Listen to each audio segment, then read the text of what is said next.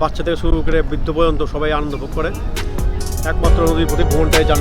Hello viewers, আমি Mohammad Tajul Islam, MD ইসলাম চ্যানেলের পক্ষ থেকে সবাইকে শুভেচ্ছা স্বাগতম।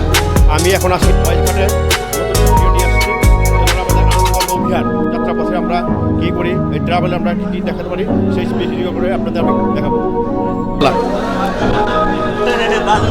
আমাদের মিটফোর্ডের সম্মানিত এই যে আমাদের জাহাজ, সাথে আমাদের খাবারের মেনু, বিকালে নাস্তা, দুপুরে খাবার, সকালে নাস্তা। আমরা এখন ভিতরে ঢুকবো।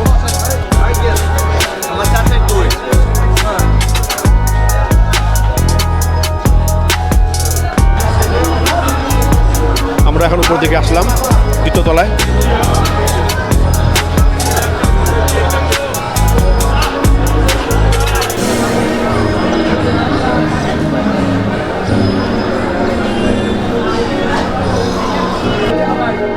যাব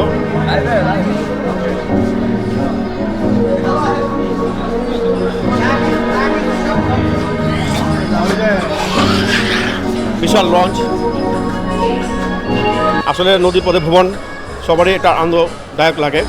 এর কারণ হলো আমরা সাধারণত যারা নদী পথে যাতায়াত করি না তাদের আনন্দ খুব চমৎকার এবং ভালো লাগে। আমাদের নৌবিহারে রাফেল রোডের ব্যবস্থা আছে, বিশাল একটা লাইন, 5,000 লোকের আয়োজন।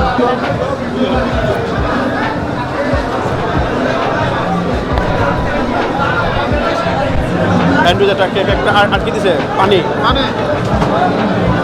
নদী রক্ষা করতে চাই, কিন্তু আমরাই সেই নদীকে দূষিত করি। খাওয়ার শেষে দেখেন প্লাস্টিকের যে বোতলগুলো ছিল, পানির বোতলগুলো নদী ফেলছে।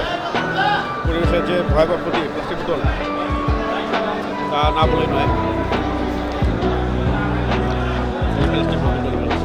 এইভাবে কি করা যায়? আসলে আমাদের ন্যূনতম জ্ঞান থাকলে এই কাজটা করতাম না। আমাদের নৌবিহার লঞ্চটি সুরভি নয় ছেড়ে দিল। অমির, তোমার কেমন লাগতেছে? ভালো লাগতেছে ভাই। তখন কি অবস্থা ভাইয়া? ভালো। কেমন ফিল করতেছো তুমি? ভালো লাগতেছে, ধন্যবাদ জানাই বাংলা।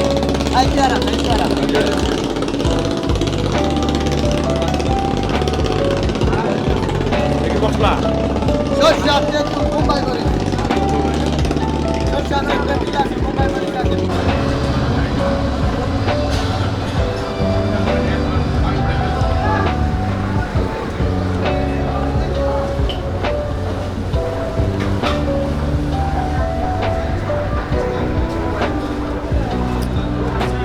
পদ্মা সেতু হওয়ার পরে এখান থেকে লঞ্চে যে একটা রমরমা ব্যবসা ছিল, ঢাকা টু বরিশাল, পটুয়াখালী, খুলনা, বাগেরহাট, এইসব অঞ্চলে প্রচুর জাহাজ চলাচল করতো। কিন্তু এখন পদ্মা সেতু হওয়ার কারণে লঞ্চ যাত্রী কমে গেছে, লঞ্চের ব্যবসায় ভাটা পড়েছে। এখন এই লঞ্চগুলো সাধারণত পিকনিক, নৌবিহার আয়োজন করে থাকে। এইভাবে তারা তাদের ইনকাম, মালিকপক্ষ তাদের আয় রোজগার করে থাকে।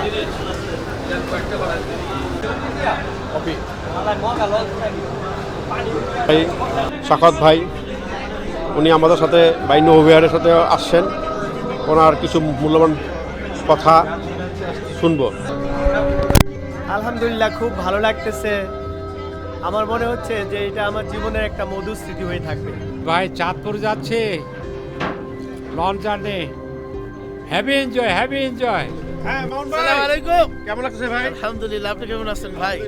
এই যে আমরা আসলাম নৌবিহারে ভাই, আপনার? আলহামদুলিল্লাহ, অনেক ভালো লাগছে যে আসলে আমরা নৌবিহারে একত্রিত হয়েছি।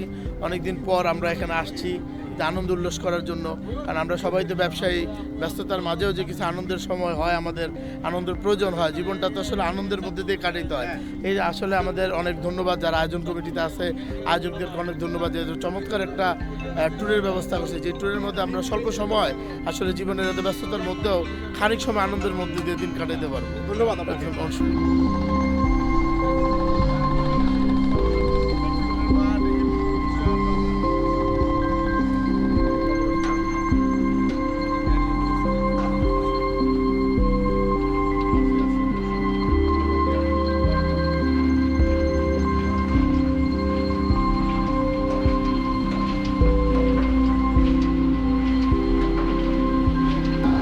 বসুন্ধরা আটা ময়দা সুজি সকল ফ্যাক্টরিগুলো এখানে আছে। বিশাল কর্মযজ্ঞ।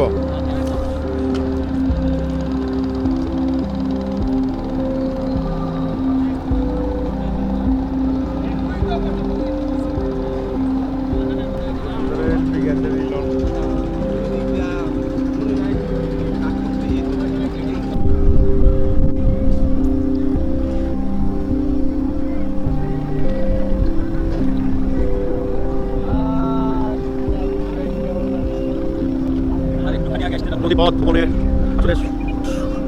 বাচ্চা থেকে শুরু করে বৃদ্ধ পর্যন্ত সবাই আনন্দ ভোগ করে বসেন। ট্রেন লাইন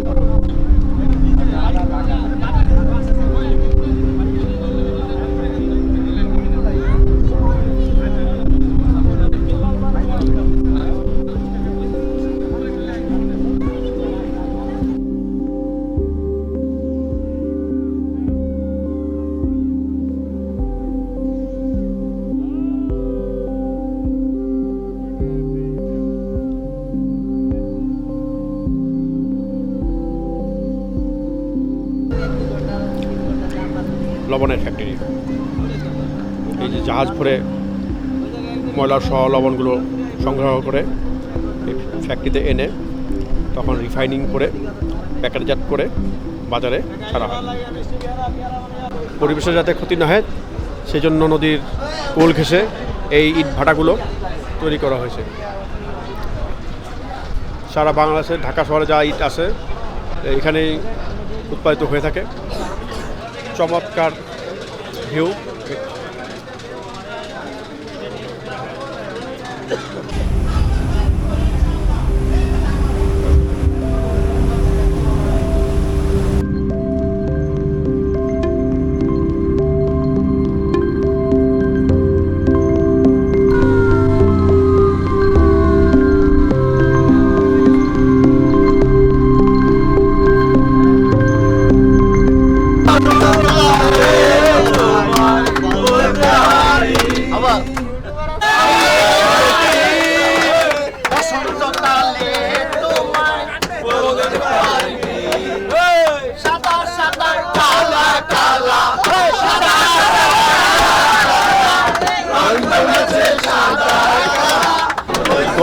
লঞ্চ ঘাটে এসে পড়লাম আমরা।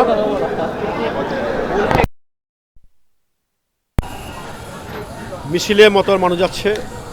আসলে সকল লঞ্চগুলো গজেরিয়া ঘাটে ভিড়েছে নামাজের জন্য, এই জন্য এত ভিড়।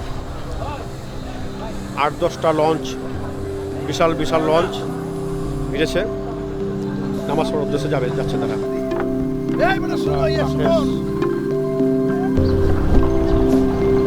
নামাজ শেষ হওয়ার নামাজ।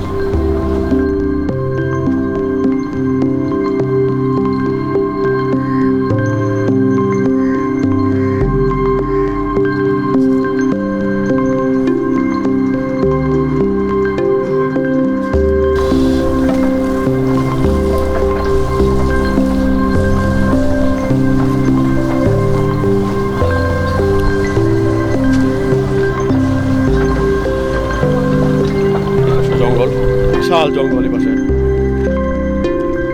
এখন দুপুরে খাবারের জন্য আমরা লাইনে দাঁড়িয়েছি।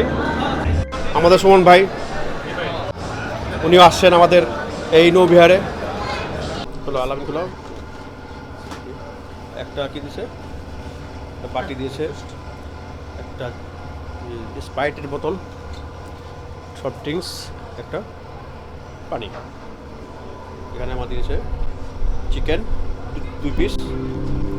আমরা এখন এসে বললাম চাঁদপুর মোহনাতে।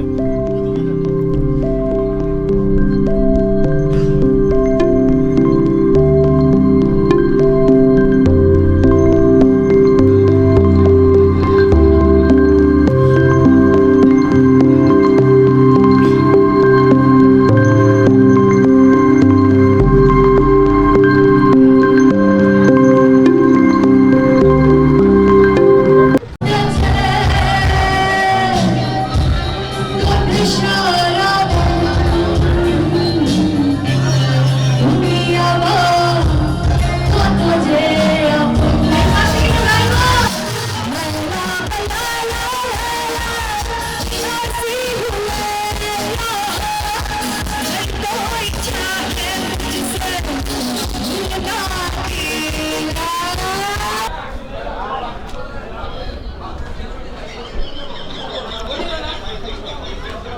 সুন্দর আকাশ।